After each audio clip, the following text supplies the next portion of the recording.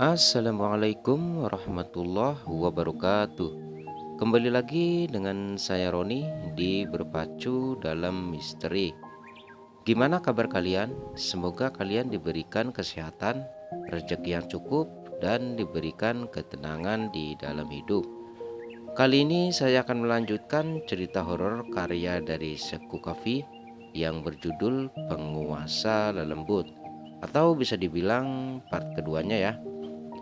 Baiklah, nggak usah lama-lama, siapkan kopi, teh, duduk senyaman mungkin, simak dan dengarkan baik-baik ceritanya.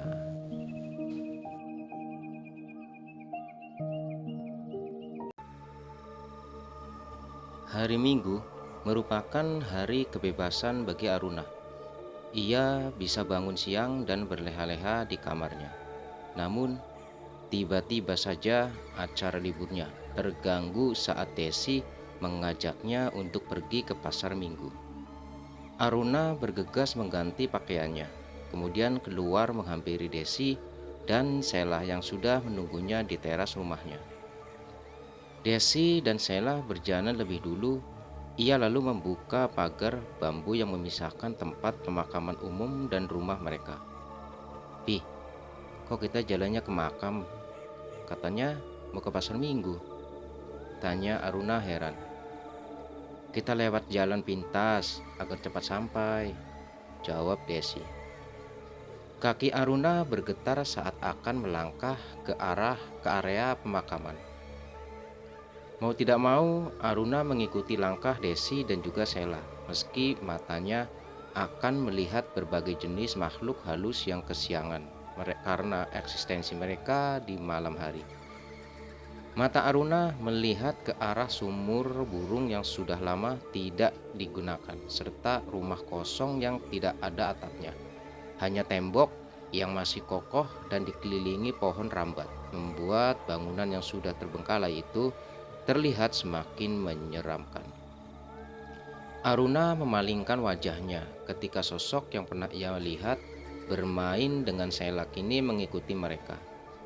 Aruna tidak begitu takut dengan sosok makhluk halus berwujud anak kecil, karena makhluk halus yang paling ia takuti adalah kuntilanak hitam yang pernah Aruna lihat di kolong tempat tidurnya ketika ia masih kecil. "Sheila," panggil Aruna saat ia melihat Asep yang berniat memegang tangan Sheila. "Apa teh?"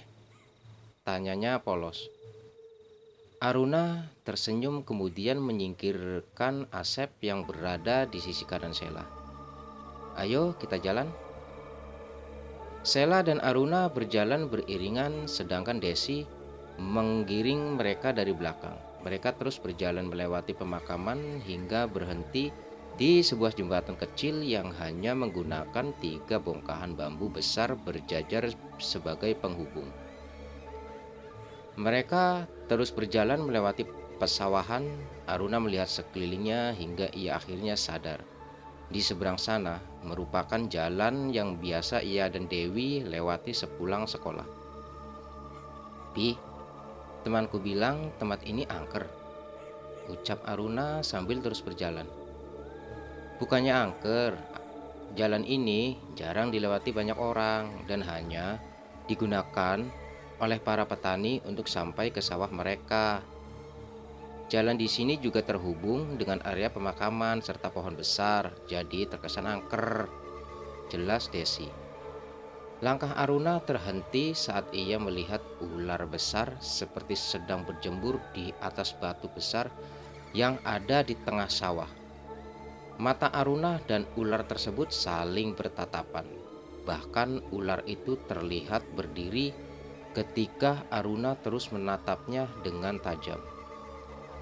Aruna ragu melangkahkan kakinya. Ada rasa takut dalam dirinya ketika ular-ular kecil yang berada di sekeliling ular besar tersebut mulai memperhatikan Aruna. "Ayo terus jalan," ucap Desi menepuk pundak Aruna yang terus menatap ke arah batu. "Bibi lihat di atas batu itu. Kenapa di bawahnya ada banyak makanan serta bunga seperti pesugihan?" celetuk Aruna. "Hus, Tidak boleh menuju ke arah batu itu, Pamali. Ayo terus jalan, perintah Desi yang enggan melihat ke arah batu. Aruna kembali berjalan melewati batu besar tersebut. Ia melihat dari sudut matanya jika banyak ular kecil yang sedang memakan sesajen yang disediakan di sana. Aruna terus berjalan melewati pohon besar. Tanpa terasa, mereka sampai di perbatasan desa menuju jalan besar. Pasar Minggu terlihat sangat ramai pengunjung. Banyak orang yang menjajakan dagangannya di Pasar Minggu. Pasar tersebut hanya buka di hari Minggu dari jam 5 pagi hingga jam 10 siang. Hari biasa, pasar tersebut kosong dan tidak digunakan. Aruna terus memegang tangan Sheila, sedangkan Desi menawar barang yang akan dia beli. Sesekali Aruna memegang dagangan penjual yang sedang bernego dengan Desi untuk menghilangkan kejenuhannya. "Teh, lihat, ada si Asep," tunjuk Sheila. "Asep?" ucap Aruna heran. Aruna menangkap sosok Asep yang sedang berdiri di seberang mereka. Mata Aruna tak lepas dari Asep hingga tangan Asep menunjuk sesuatu yang berada di belakang Aruna. Astagfirullah. Aruna begitu terkejut ketika melihat sosok hitam berada di belakangnya. Sosok tersebut berniat memegang Sheila, namun dengan cepat Aruna menarik Sheila agar berada di dekapannya. Desi berjalan diikuti Sheila dan Aruna ke lapak yang lain. Aruna melihat ke arah sosok hitam yang ternyata masih diam di sana. "Penglaris," desis Aruna. Sudah bukan rahasia lagi jika banyak pedagang yang masih melakukan perjanjian dengan makhluk halus untuk melancarkan bisnis mereka. Tak jarang mereka ditempatkan di warung, toko, atau lapak lainnya agar barang mereka laris. "Aruna!" teriak Andreas sambil melambaikan tangan. "Andreas, kau sedang apa di sini? Atau kau berjualan di sini?" tanya Aruna. "Tidak, aku sedang mengantar ibuku berbelanja." "Hai, siapa namamu?" tanya Andreas kepada Sheila. Sheila tak menjawab ucapan Andreas karena ia terlalu malu dan terus menyembunyikan wajahnya dari Andreas. "Kalau begitu, aku duluan ya. Sepertinya ibuku sudah selesai belanja." "Dadah Aruna," ucapnya berlalu meninggalkan Aruna. Sudut bibir Aruna terangkat ketika berbicara dengan Andreas. Tidak dapat dipungkiri jika Andreas memiliki wajah yang tampan dan disukai oleh para siswi di sekolahnya. "Teteh, itu pacar Teteh?" "Bukan pacar, tapi teman Teteh," jelas Aruna. Padahal dalam hatinya berbunga-bunga. Aruna begitu senang saat Sheila mengatakan jika Andreas itu pacarnya. Baru kali ini Aruna merasakan degup jantungnya bekerja dengan cepat saat melihat wajah laki-laki. "Aruna, ayo," ajak Desi. Tiba-tiba saja Sheila merengek meminta sesuatu. Desi dan juga Aruna dibuat keheranan oleh Sheila yang mengamuk tak jelas. Desi mencoba menenangkan Sheila, bertanya pelan-pelan agar Sheila menjawab ucapannya dengan jelas. "Sheila ingin kue itu," tunjuk Sheila.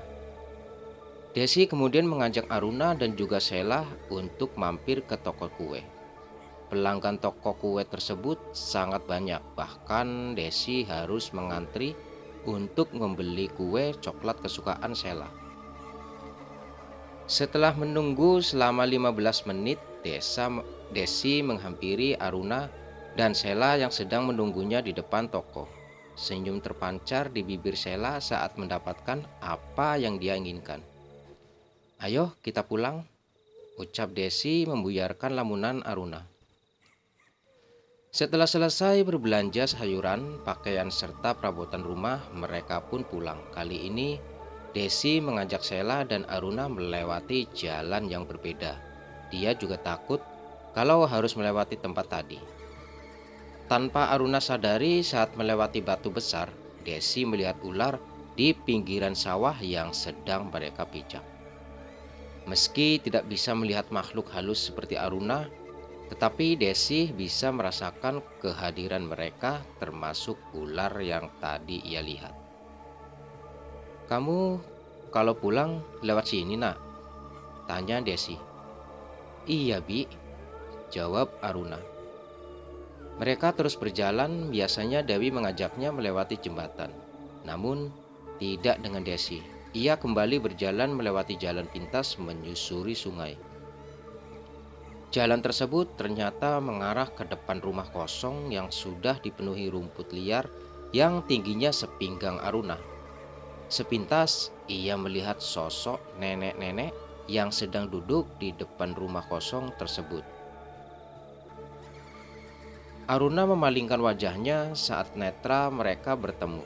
Sosok nenek-nenek yang pertama kali ia lihat ketika datang ke rumah Desi. Aruna mempercepat langkahnya karena ia merasa takut akan sosok tersebut. Malam pun tiba, Aruna menutup pintunya yang sudah diperbaiki oleh Tony. Jadi, ia tidak bisa melihat sosok wanita yang berusaha masuk ke kamarnya. Aruna pun merebahkan tubuhnya di atas kasur. Tak lama ia pun sudah pergi ke alam bawah sadarnya. Aruna melihat Sheila dikelilingi oleh sosok makhluk halus bertubuh besar dengan rambut yang menjuntai ke bawah. Terlihat jelas jika Sheila begitu ketakutan dengan sosok yang mengelilinginya. Aruna berniat menolong Sheila. Ia lalu mendekati mereka sambil merapalkan ayat kursi untuk mengusir makhluk yang tengah mengganggu Sheila.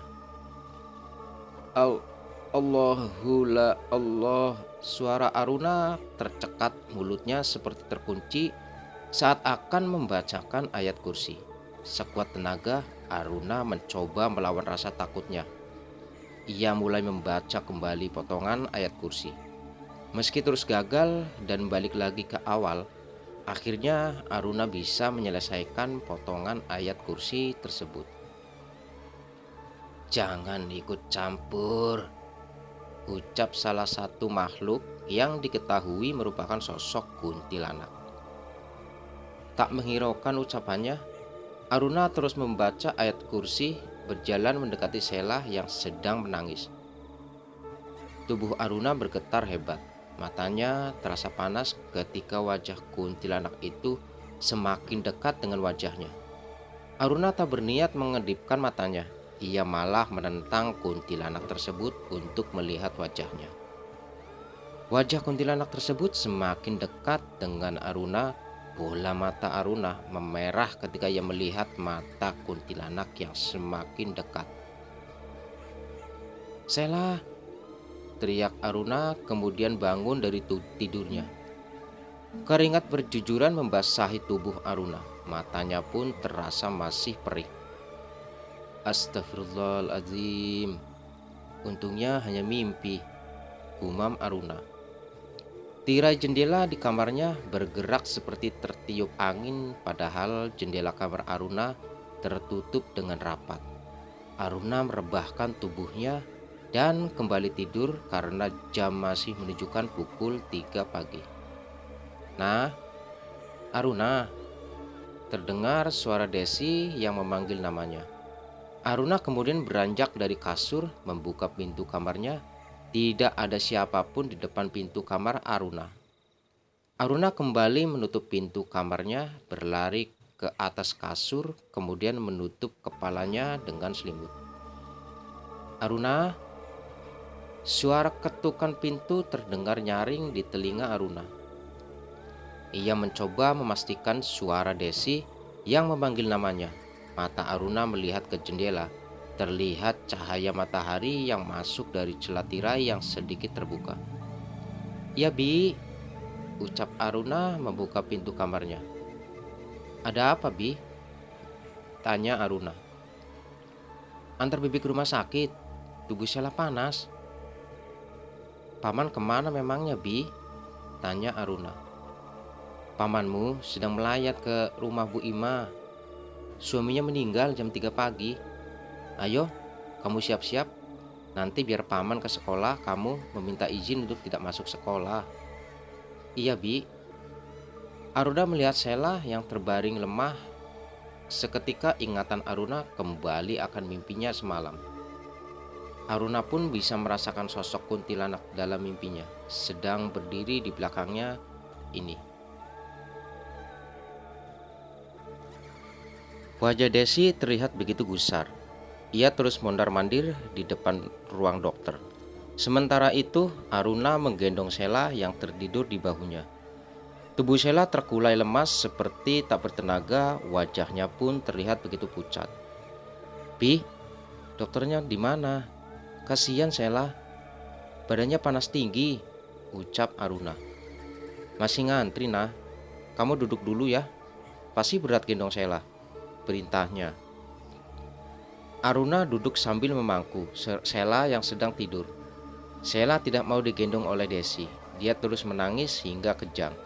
Tidak seperti saat digendong Aruna, dia akan diam dan berhenti menangis. Mata Aruna melihat sekeliling banyak makhluk halus yang menatapnya, termasuk kuntilanak yang muncul dalam mimpinya. Sosok kuntilanak tersebut terus mengikuti mereka, tetapi entah mengapa ia tidak berani bisa mendekati Sheila dan juga Aruna. Apa semalam itu bukan mimpi? Sepertinya bukan, karena dia muncul di sini, batin Aruna. Sambil mengusap punggung Sheila, Aruna terus membaca ayat kursi, surat An-Nas, surat Al-Falaq, dan terakhir surat Al-Ikhlas. Dulu, saat usia Aruna masih 5 tahun, ia sering bermimpi tentang hantu. Dalam mimpinya, dia sering dibantu oleh seorang kakek-kakek yang menyuruhnya membaca 4 surat tersebut jika bertemu dengan makhluk halus. Perlahan kuntilanak yang dilihat Aruna menghilang, namun tidak dengan Asep yang tiba-tiba saja muncul lalu duduk di samping Aruna. Asep melihat wajah Sheila kemudian mencoba berkomunikasi dengan Aruna. "Kuntilanak itu mau mengambil Sheila," ucap memberitahu Aruna. Gumam Aruna. "Dia disuruh orang untuk membawa Sheila, tetapi karena ia gagal, pemiliknya mati," ungkap Asep. "Tumbal," desis Aruna. Asep mengangguk, hanya hantu anak kecil yang tidak takut dengan Aruna karena mereka terus berkeliaran di dekatnya termasuk Asep. Aruna menyamakan duduknya agar tidak terlihat orang lain jika dia sedang berbicara dengan makhluk halus. Terakhir kalinya, Aruna berbicara dengan tuyul. Orang lain yang melihatnya mengira jika ia menyandang ODGJ. "Sheila, keluarga Sheila," ucap perawat yang baru saja keluar dari ruangan dokter. "Iya, Bu," jawab Desi sambil membantu Aruna berdiri. Mereka bertiga masuk ke dalam ruangan dokter.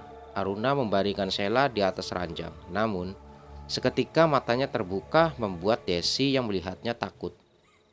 Aruna melihat ke sekeliling, ia yakin kuntilanak itu masih di dekat mereka. Aruna kembali merapalkan surat-surat pendek sambil menutup mata Sheila. "Tubuhnya panas tinggi, jadi saya akan menyuntikkan obat penurun panas," tutur dokter yang memeriksa Sheila. "Iya, Dok. Apa anak saya bisa dirawat jalan, Dok?" tanya Desi. "Bisa, tapi menurut saya lebih baik dirawat karena Sheila sering kejang dan itu bisa berakibat fatal jika tidak ditangani dengan baik," jelas dokter. "Baik, Dok." Setelah diperiksa oleh dokter, Sheila dipindahkan ke ruang perawatan ditemani Aruna, sedangkan Desi mengurus administrasi Sheila. Tidak hanya sendiri, Asep selalu menemani Aruna dan Sheila meski dia banyak diam dan hanya memperhatikan keduanya. Aruna menatap wajah keponakannya yang pucat pasi, seperti orang mati. Seketika ucapan Asep kembali terngiang-ngiang di telinga Aruna.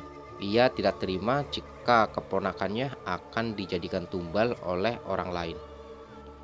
Aruna memejamkan matanya.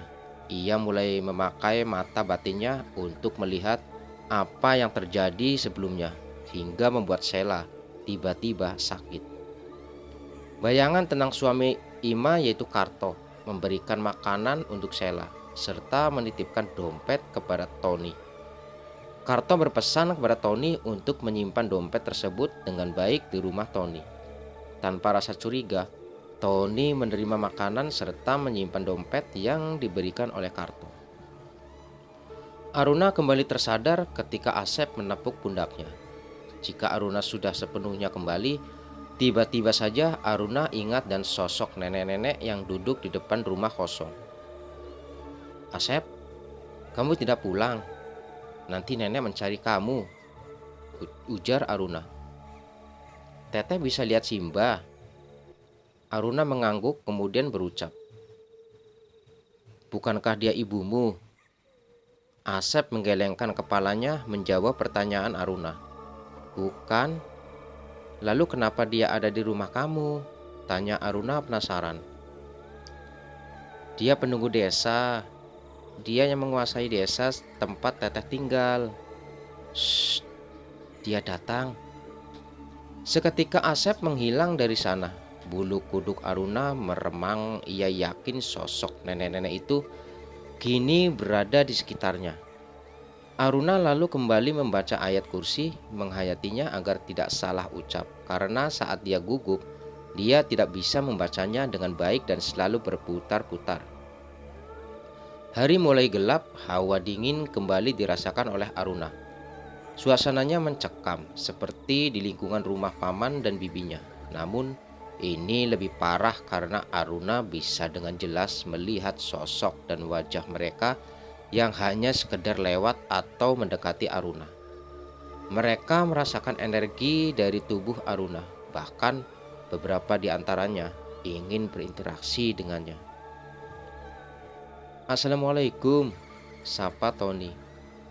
"Waalaikumsalam," jawab Aruna. Mata Aruna melebar ketika melihat kuntilanak yang menempel di belakang Tony.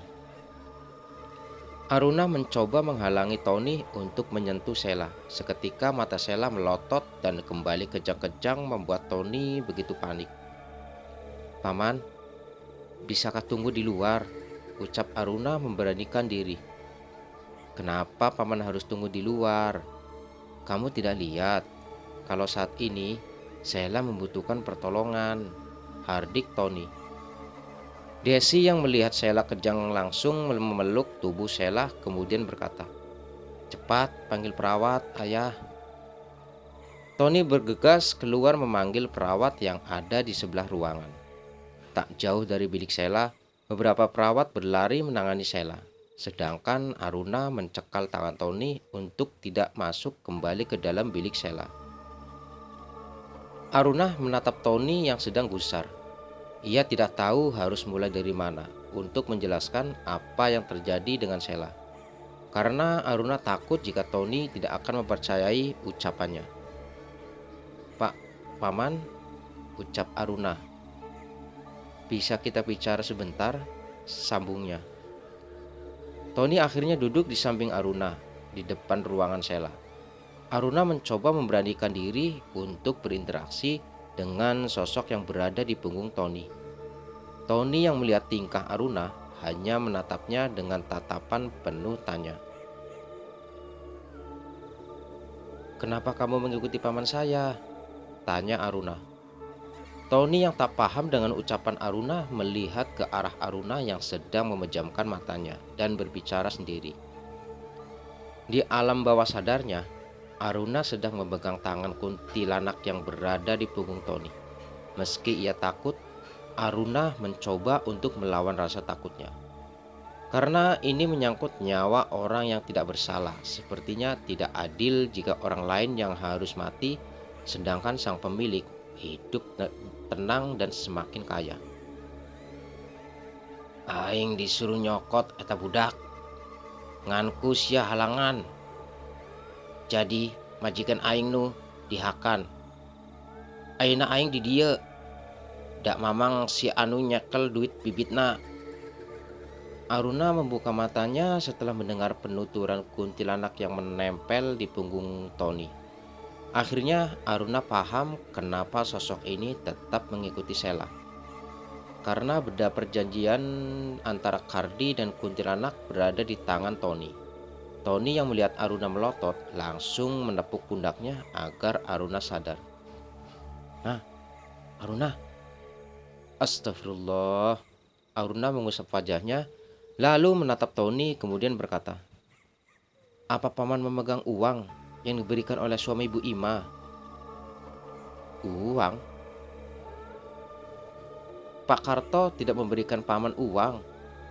Tunggu, ucap Tony. Ia merogoh saku celananya lalu mengeluarkan dompet kecil yang disinyalir pemberian Karto. Sama persis dengan dompet yang Aruna lihat. Aruna lalu mengambil dompet tersebut, kemudian membuka dompet dan mengeluarkan isinya. Sebuah kain putih yang diikat oleh lintingan bambu kering berwarna hitam. Perlahan Aruna membuka lintingan tersebut yang berisi uang koin 5 perak zaman dulu. Aruna ambil uang ini ya, ucap Aruna. Memangnya ada apa sih nak? Tanya Tony yang penasaran. Ini ikatan perjanjian suami Bu Ima dengan makhluk halus. Paman sadar tidak kenapa Sela sering mendadak sakit?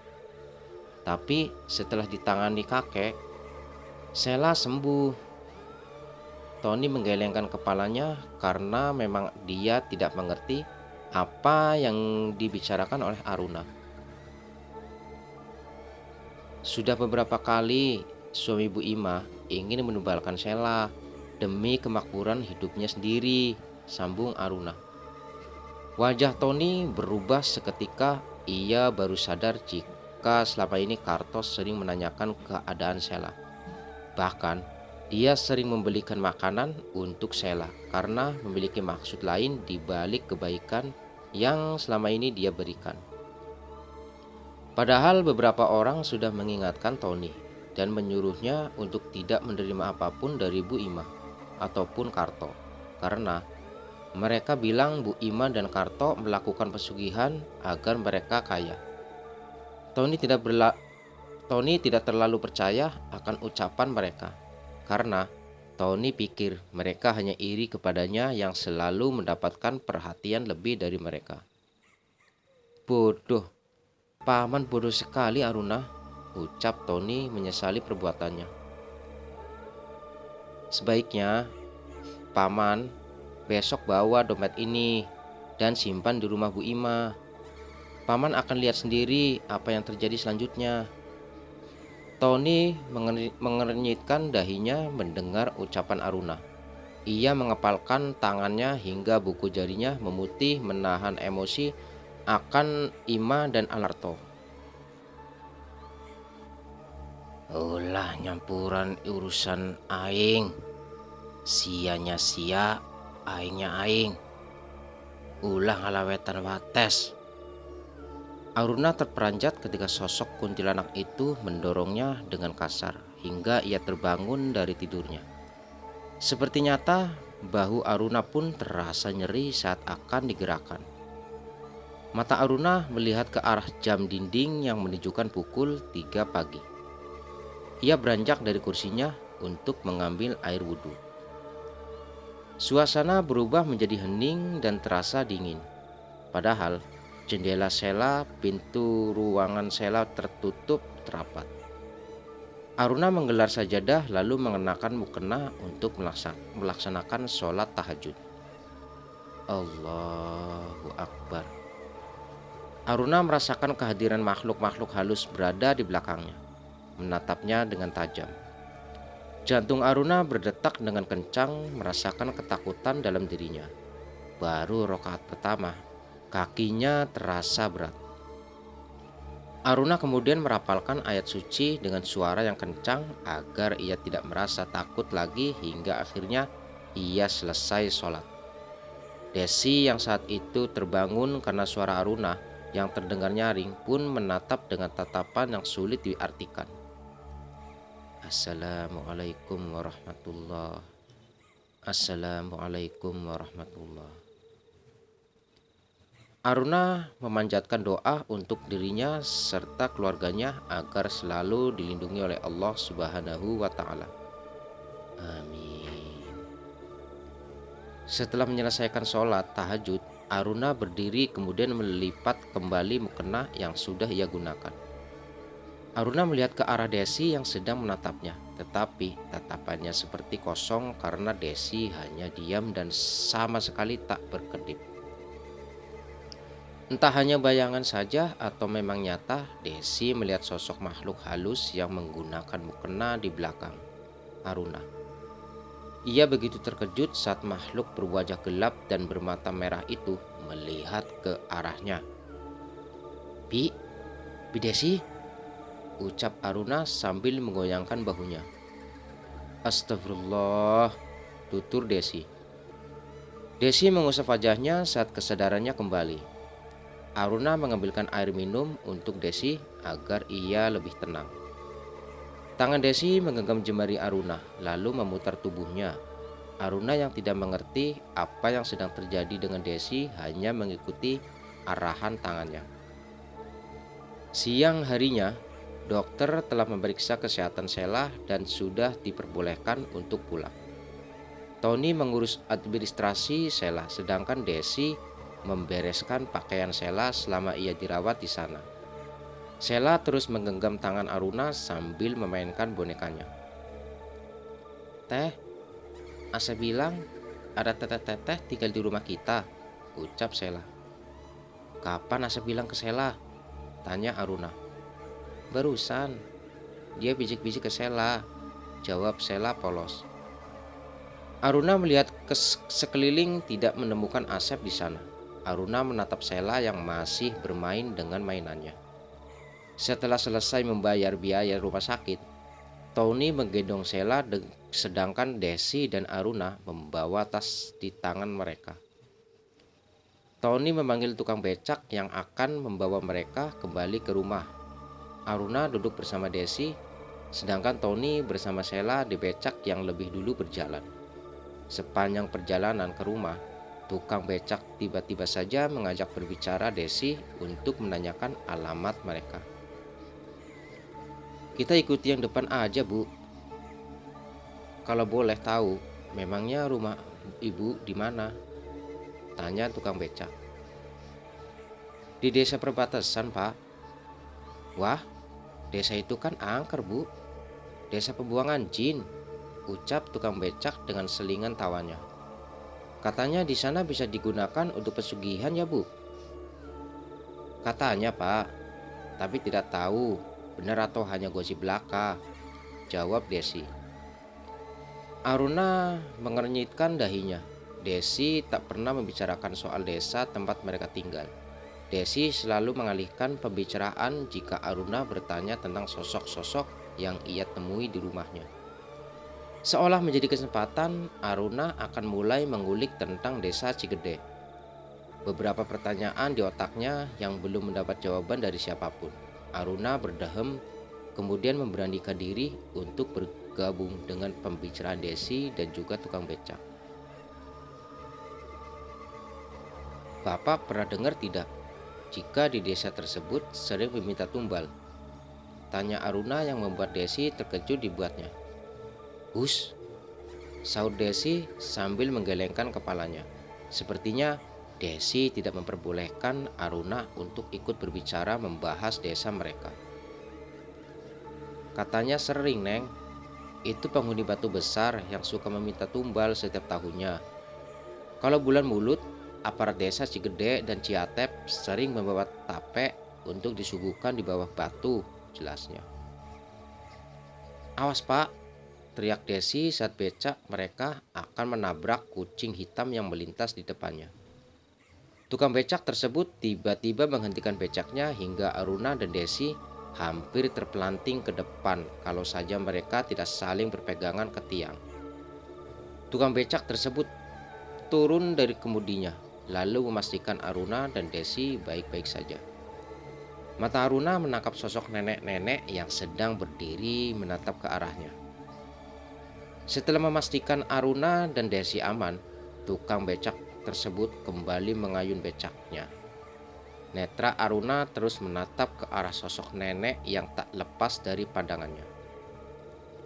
Seketika bulu kuduknya meremang merasakan sosok nenek penghuni Cigede mengikuti mereka. Aruna tak lagi membicarakan tentang desa Cigede. Ia yakin jika makhluk halus tersebut tidak suka dengan pembicaraan mereka. 20 menit perjalanan akhirnya mereka sampai di depan jembatan. Tony dan Sheila sudah lebih dulu turun dari becak disusul Aruna dan Desi yang juga turun, berjalan ke arah Tony. Mereka beriringan kembali ke rumah. Tanpa mereka sadari, ada sosok lain yang sedang memperhatikan mereka. Pukul 3 sore, Aruna berniat meminjam buku pelajaran kepada Dewi karena sudah 2 hari dia tidak sekolah. Saat melewati jembatan, seketika atmosfer berubah menjadi hangat, membuat Aruna nyaman berada di luar desa mereka. Punten, punten, sapa Aruna memanggil Dewi dari depan rumahnya. Ada Neng Aruna. Ayo masuk, Neng, ajak Sri yang tak lain Ibu Dewi. Sri kemudian memanggil Dewi agar putrinya segera menghampiri Aruna yang masih berdiri di teras rumahnya. Setelah merapikan mukenanya, Dewi bergegas keluar untuk menghampiri Aruna. Ia lalu mengajak Aruna masuk ke dalam kamarnya untuk mengambil serta menjelaskan pelajaran yang ketinggalan. Tidak terasa 2 jam berlalu. Kini jam menunjukkan pukul 5 sore. Sri menghampiri Aruna agar ia bergegas pulang ke rumah karena hari sudah semakin gelap. Aruna, maaf, ini sudah jam 5 sore. Sebaiknya kamu segera pulang. Sudah mau sandekala, ucap Sri. Iya, Uwa. Dewi, aku pulang dulu ya. Bukunya aku pinjam dulu. Besok sekolah aku bawa, ucap Aruna. Kamu berani pulang sendiri, nak? Tanya Sri. Berani, Uwa. Aruna di Jakarta, Sri pergi pas azan maghrib. Kalau begitu, Aruna pulang dulu ya. Assalamualaikum. Waalaikumsalam, jawab Sri dan Dewi serempak. Aruna kembali ke rumahnya. Di jalan sudah tidak ada orang yang bermain atau sekedar nongkrong di depan rumah mereka.